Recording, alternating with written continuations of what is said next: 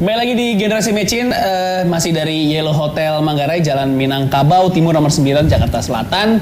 Informasi untuk enaknya staycation di sini, pemirsa bisa lihat di Instagramnya, langsung aja di follow juga ya, @yellowmanggarai. Wah, yang mau staycation, yang mau hangout, bahkan di sini juga enak restorannya, silahkan datang ke Yellow Hotel Manggarai ya. Kita lanjut lagi diskusi soal masa depan sepak bola Indonesia. Bersama narasumber saya tadi, Pak Efrizal mau menanggapi ada suara-suara kekecewaan federasi nih Pak soal prestasi dan juga pengelolaan sepak bola di Indonesia Pak. Bagaimana Pak? Tadi saya sampaikan kalau prestasi nasional yang senior kita memang belum ya. Memang nggak gampang melahirkan itu. Karena harus berjenjang seperti yang sampaikan tadi. Ya, kita disanksi sama dibukukan oleh pemerintah, oleh Kemenpora itu 2 tahun namanya. Evan Dimas tuh kehilangan nggak main 2 tahun. Ya, tiba-tiba dia jadi pemain. Nah generasi di bawah dia tidak ada putus. Nah, ada missing link yang hilang, ada yang hilang di situ. Nah, ini yang kita ingin ada kesinambungan, nggak boleh berhenti anak-anak ini. Kalau dibilang kompetisi nggak ada, mungkin dia buta, nggak pernah lihat. Ya, kompetisi mana ada dulu kompetisi yang rutin U16 Elite Pro, nggak ada Pak dulu. U18 saya ingin U14, cuman klub belum berani, belum sanggup. U20 sekarang kita. Nah, saya ingin lebih kecil, lebih mudah lagi. Kenapa lebih mudah? U14 kita harus ada AFF U15. Nah, kita ambil dari kompetisi U14 nih ke depannya.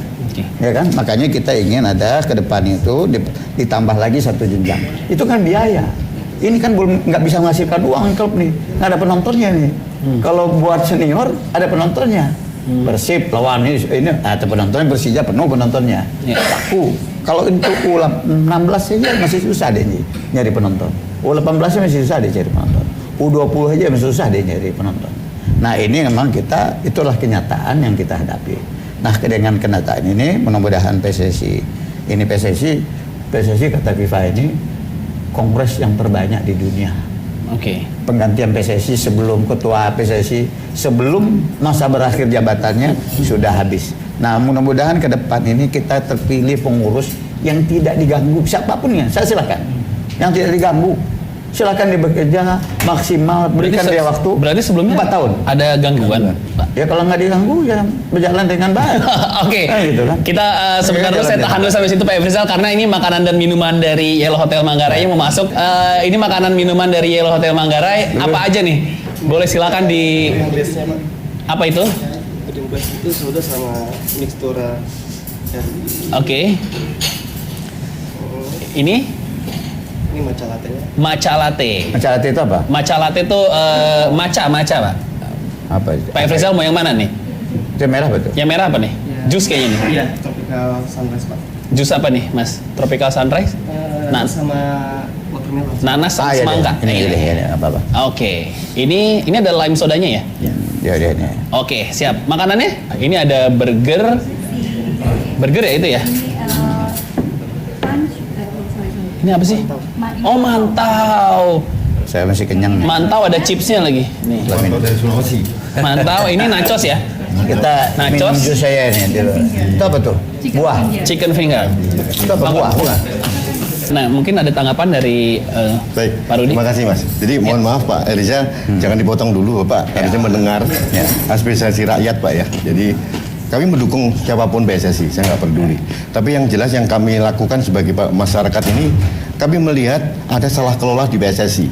Karena melihat terlalu banyak orang yang tidak kompeten di bidangnya. Ada tentara, polisi, politisi. Itu menurut saya akan membuat kegaduhan seperti ini. Saya menginginkan, atau mungkin mewakili teman-teman yang mencintai bola Indonesia, kembalilah marwah PSSI sebagai alat perjuangan bangsa. Biarlah PSSI dikelola oleh orang bola. Bola dikelola oleh orang bola, itu menurut saya jauh lebih bagus. Toh masalah teknisnya, masalah organizingnya kan bisa merekrut sekjen yang baik dan sebagainya. Tapi policy maker menurut saya kembalikan sebanyak mungkin orang bola. Kami dari saya menginginkan seperti itu supaya kegaduhan yang seperti ini tidak terjadi lagi. Yang kedua, Mas, saya melihat bahwa PSSI terlalu banyak defensif ya menurut saya, bahwa dianggap tidak ada masalah apa-apa. kemarin ditangkap 18 orang Pak, itu terbesar di dunia loh. Pengurus PSSI dan segala macamnya ditangkap di dunia, termasuk PLT ketua.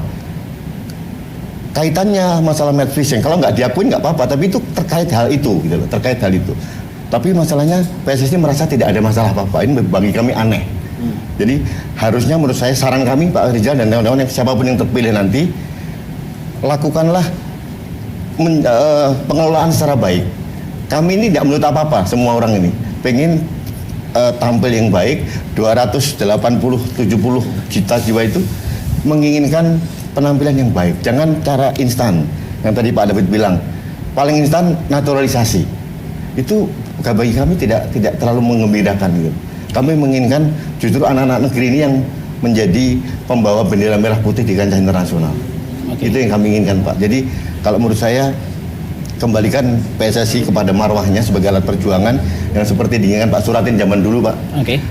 Saya generasi umur 50 ke atas, jadi kita menikmati masa-masa keemasan sepak bola zaman Pak David, Pak Nasir Salasa, Pak Bertito Atuarima, Pak Nurul Nere.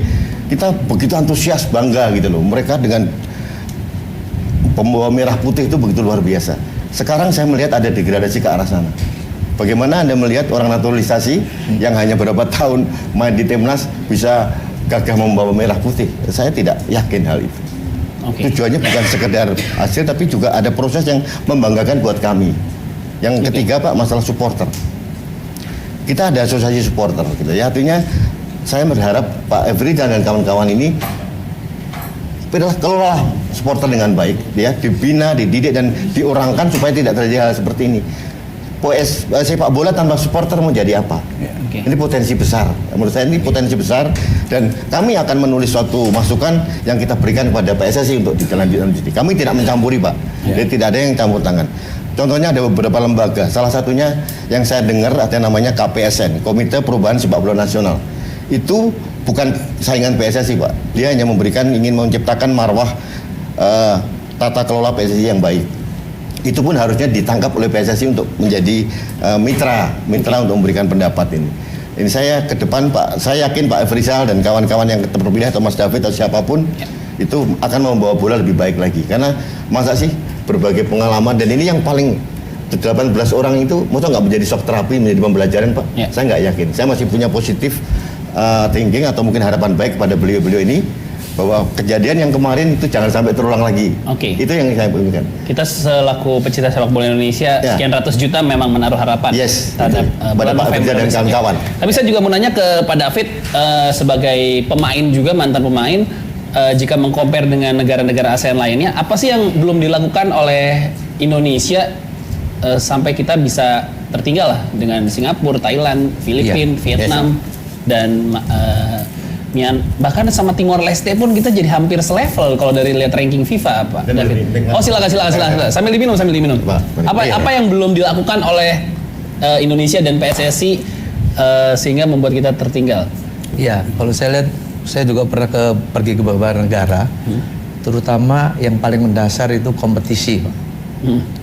Apa yang tadi Pak Rizal bilang, jalankan ke kompetisi usaha dini mesti perlu penonton atau apa, itu nggak perlu.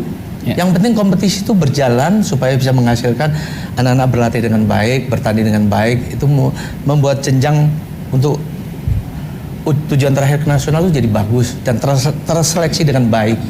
Tapi ini nggak berjalan. Kalau mau dilihat, Bapak, kepanjangan tangan dari PSSI adalah kan Asprof. Bapak lihat belum di Asprof tertentu menjalankan kompetisi dengan baik. Mereka klub-klub dikemanakan, SSB mau dikemanakan. Kalau nggak ada yang lihat, nggak ada yang ngurusin. Ini semua muaranya ke federasi, Pak. Kompetisi ini yang dimaksud setahun 2 tahun apa 10 tahun belakangan ini yang tidak berjalan dengan baik? Iya, berlangsung terus-menerus, kompetisi nggak akan pernah berhenti. Di usia, semua usia gitu. Per 2019 ini kompetisi junior berarti ya, itu tidak berjalan menurut Pak David? Menurut saya inilah gambaran wajah kita. Jadi, iya silakan Pak. Mau ditambahin? Nambah aja Pak, ini masukan sekalian ada Pak. Ini beliau ini kan jadi pengurus PSSI nanti. Dan calon ketua. Kedua ini Pak ya. Calon ketua, kita doain jadi ketua beneran ya. Ke depan ini saya minta tolong pada PSSI jangan terlalu sering berlindung di balik statuta. entah PSSI, entah statuta FIFA dan sebagainya. Justru menurut saya Pak, kalau menurut saya jadi ketua PSSI ini, saya bahwa PSSI harusnya federasi ini harus banyak merangkul pemerintah. Supaya apa? Kenapa? Harus diakui loh. Semua infrastruktur sepak bola itu punya pemerintah. Stadion itu semuanya punya negara. Harusnya menurut saya PSSI yang bekerja sama dengan pemerintah. Bukan artinya pada saat pemerintah untuk memberikan masukan atau apa dianggap campur tangan. Ini agak-agak dispute menurut saya. Kalau menurut saya saran saya ke depan Pak Efrizal merangkul pemerintah, entah daerah, entah provinsi, entah kota, Saya nggak tahu pusat. Gitu. Oke. Jadi Kalau kami pasti tahu persoalan. jadi Oke. ya inilah yang terjadi bahwa PSSI selalu merasa ini paling benar sama ini. Oke. Jadi kenyataannya kan saya lihat outputnya Pak. Ya. Ya, apapun prosesnya kan kita lihat outputnya bahwa ada terjadi selalu berlindung di balik statuta-statuta. Oke, saya mau minta tanggapannya abis ini dengan Pak Efrizal ya. Memang kalau akhirnya terpilih menjadi ketua, mau ngapain sih di PSSI Pak?